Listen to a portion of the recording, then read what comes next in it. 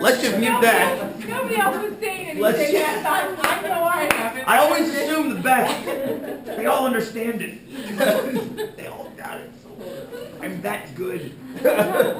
Well, that's another thing too I was thinking about for the coming years. I'm going to have video solutions for the homework, like video walkthroughs, rather than just like the e-questions have the textual walkthroughs. I want to have the video walkthroughs. I just recorded for my 243 classes on Monday. I had to cancel class, and I recorded a little bit of the standard normal bit that we did in 243 for them, and I had them watch it before they came to class, and like, dude, that was totally clear. Like, that made sense. I could watch it at home, I could rewind it, instead of just listening to you in class. So I think it'll work good for homework, too. I just haven't had time to do it this term. So that'll be helpful, I think, too. We can cut out of some of the homework reviews. What the hell were we doing last time? I know what we were doing last time. Let's make the family tree of hypothesis testing. Yes. We were doing ADHD. Yeah, we were. Yes, we were. And we never finished that, did we? We never finished that. Good. Let me just do a family tree again. Zoe gets back into that. Zoe's got it. We never finished talking about the ADHD kids and their brain sizes. I thought that we I did. did. Oh, we did? Yeah. It appears it does. Oh, it appears that they were smaller brain sizes. That's cool. That's cool. I still would like to do this, if it's okay with you guys, just to kind of see where we're going. So the beginning of the course was all about confidence intervals, which was estimating parameter values. For example, if we wanted to know how much smaller an ADHD kid's brain is than a non-ADHD kid, you'd use a confidence interval to do that. Use a confidence interval. And you guys have asked very good questions, like why don't we just always use those? Jared, I believe it was your question a couple weeks ago. Why don't we just always use confidence intervals? And I don't have a good answer for that, because this is used quite frequently. Very often, how many of you guys have looked at research journals where you keep seeing p-values? Exactly. So many of you have seen them because they're there, which is a direct result of the idea of hypothesis testing. I just looked at a couple last night about online evaluation response rates versus paper and pencil student evaluation response rates. And p-values were all over those too, because they're testing to see if there's a difference in response rate between the two groups. I was actually going to use that data in class, but I couldn't get the raw data, which is kind of a bummer. Whatever. So, hypothesis testing is used to see if there are differences between groups of data. And there are three main kinds of it. Okay, there's single parameter testing. That's kind of what we I hate to say finish, because we never really finish anything, but we've kind of taken that as far as we can go.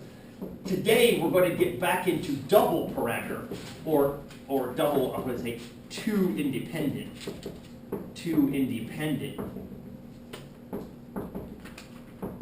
parameter testing.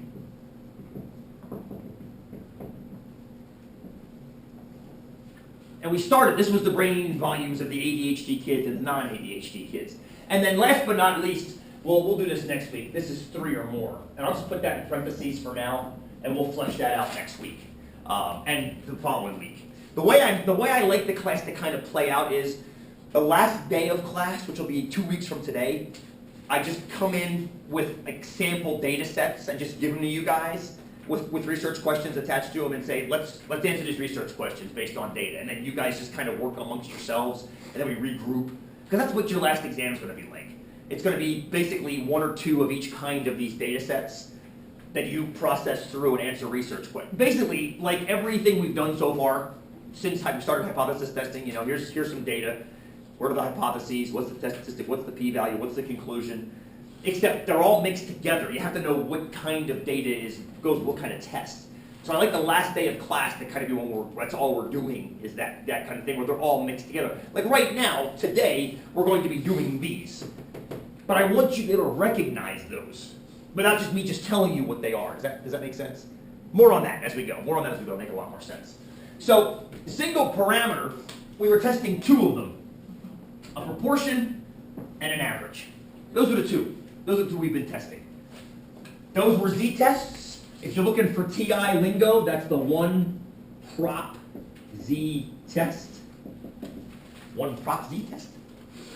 And if you're looking for just mu, that's just the t-test. T-test.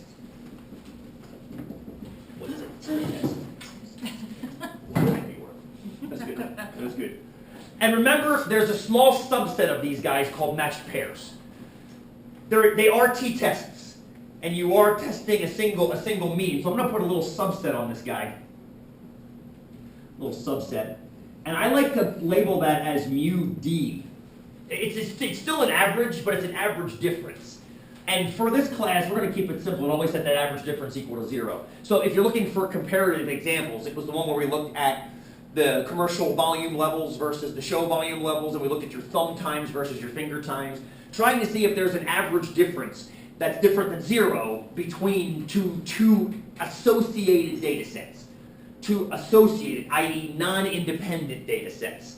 And you have to know that data sets are dependent upon each other. Those two definitely work, because if a person is testing their thumb and their finger, then those two things are joined by the brain.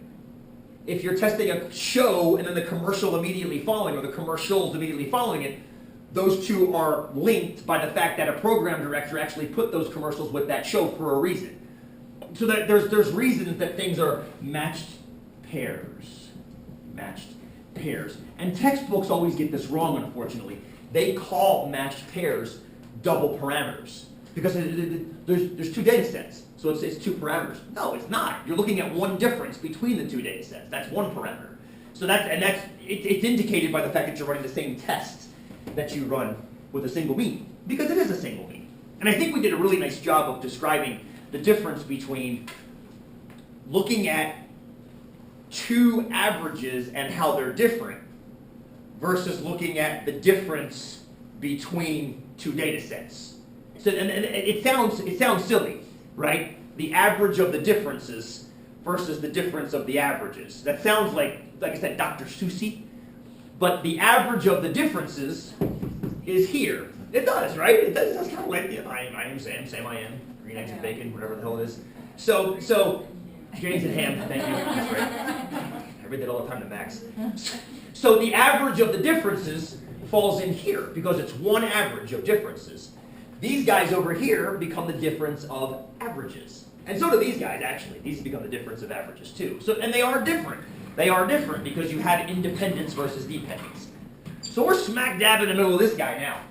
And I want to spend pretty much today dealing with this guy. Rochelle, what's that question you got? Oh, okay, that's a question.